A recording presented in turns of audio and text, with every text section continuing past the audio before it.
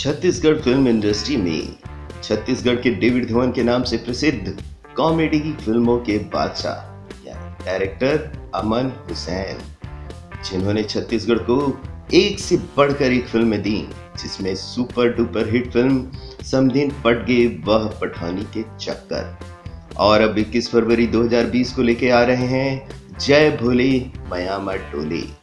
जिसमें देखने को मिलेंगे छत्तीसगढ़ी और भोजपुरी फिल्मों के सुपर कॉमेडियन संजय महानंद और छत्तीसगढ़ के जानदार खलनायक रजनीश झांझी को पहली बार कॉमेडी करते हुए।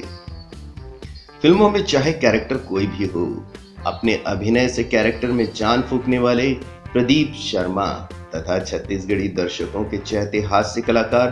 भोजकू यानी संतोष निषाद। ओचकू और भोजकू के बाद डायरेक्टर अमन हुसैन की एक और नई खोज हास्य अभिनेता अरुण भांगे व साथ ही नवोदित हीरोइन हेमा शुक्ला और ज्योत्सना ताम्रकार के माया में डोलते हीरो केवल राम वर्मा को।